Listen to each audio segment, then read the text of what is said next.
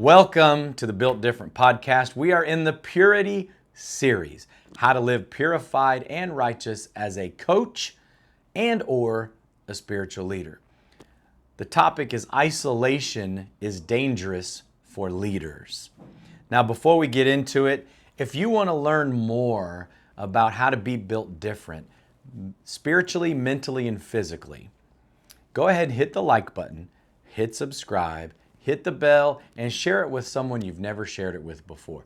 Maybe it's a coach that you mentored along the way, or a coach that mentored you along the way, and you want to help them. I'm not telling you I'm holier than thou. I'm actually one of the least of these, worst of these, but God met me where I was at. I wasn't on a road to Damascus like Paul was, but I was pretty much the same. And all of a sudden, God changed my life forever. And here's the crazy thing. I followed him my whole life. But I did, and you hear me say this verse a lot, I was a Matthew 6:24 Christian. I tried to serve two masters. I tried to serve man, lust, perversion, money, greed, covetousness. None of those said Jesus. But I sure did want to serve the Lord. Just nobody actually could tell me enough of what I needed to know to listen in the coaching world. And I believe that's what this is for. So let's get to it. Many coaches are surrounded by people, but they're spiritually isolated.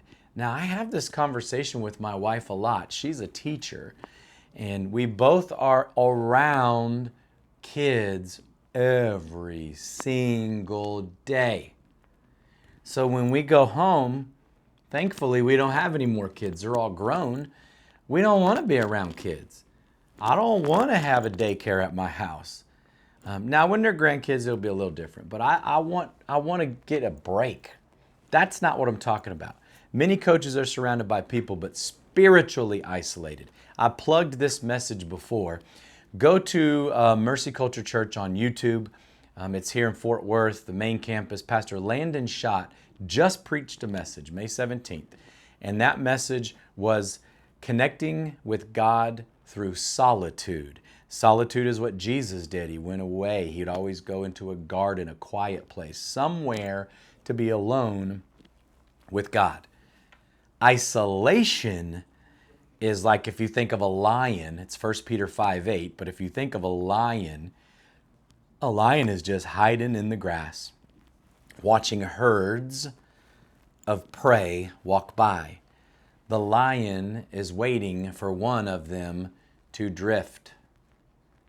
Oh, this could be a message. To drift, to be isolated so they can pounce it. It's hard for them to pounce in a herd because even though they're herd animals, they can all turn around and just by mass force run off the lion. So when you're thinking about what it means to be in isolation, the enemy's attacking. But be in solitude, you're connecting with God in the very way his son connected with him. Isolation becomes the breeding ground for compromise. Hey, nobody's looking. Hey, I could do this, I could do that. Nobody's looking. When I was a kid, I don't think I ever did, but a lot of my friends, we'd go to the little store and they would steal little pieces of gum or candy, something easy they could put in their pocket, and they would do that. And they would always say, it's no big deal. It's no big deal. Well, that little turned into a lot. I'm sure one of them, I can't really tell you for sure, ended up going to jail for grand theft auto. And I will blame it on getting away with the little. So let's talk about what is isolation and why is it dangerous for leaders. Every leader needs accountability. So if you're in a system where you're the top of the totem pole, you don't have an oversight that actually holds you accountable, you don't have a boss, a supervisor, you don't have any of those things. If that's you, this is a bad place to be if you don't have accountability. If that is you, it's a great place to be because you've always got to answer. You've got to answer to someone. If it's not an oversight, maybe you're a business owner, maybe you're the head football coach, everybody leaves you alone, you're completely empowered. Tell your coaches to hold you accountable. They're going to hold you accountable on their time. If I tell the offensive coordinator, you got 30 minutes in this segment, and I give him 35, and then he asks me for another 5, now he's at 40, I'm not holding him accountable. Y'all do that anyway. Hey man, 30 minutes. Hey, you got 1 minute left. Hey, we're done. Or segment timer goes off, moving on. You need accountability with you in life too. All right, next thing is pride says I'm good. I don't need any help. I'm good. I got it. I got it. Don't help me. I'm good. I don't need to read the Bible. Ain't nothing wrong with me. I just do what everybody else does. And then wisdom. Wisdom says I need brothers around me. I need people I can talk to about the things I struggle with. I need men who will hold me accountable, but also expect me to hold them accountable. Here's some questions I have for you. Who can challenge you spiritually? Who knows your struggle or struggles? Who has permission to correct you? And would your private life shock your players? These are questions that hit deep. And they hit deep for a reason, because we've all fallen short of the glory of God. But Jesus died for our sins, but we can fix these things. If you don't have anyone that challenges you spiritually, you don't have anyone to tell your struggles to, you don't have anyone that has permission to correct you or give you positive and negative feedback. A lot of people don't want the negative feedback. And you don't have anyone in your life that can reveal your struggles so your private life won't shock your players. You gotta fix it and start putting these things in place.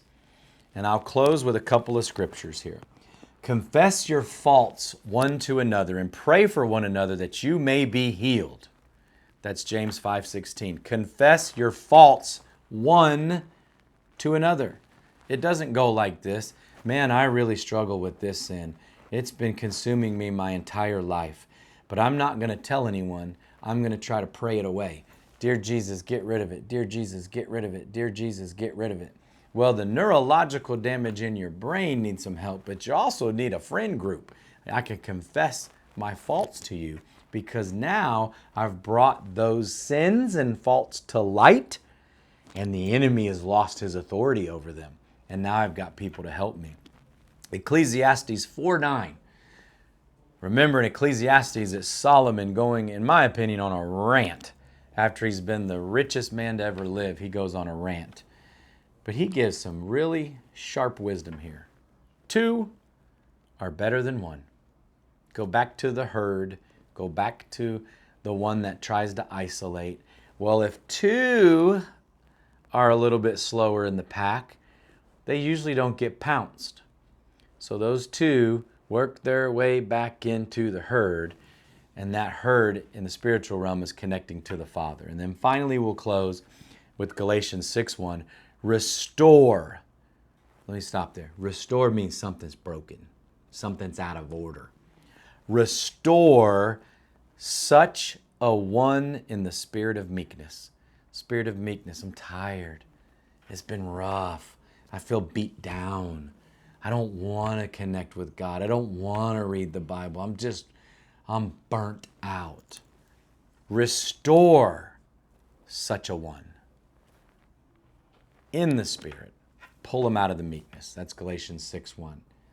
Well, we're going to go ahead and end this one with a mic drop statement. I've been saving this one. A holy coach can change an entire locker room.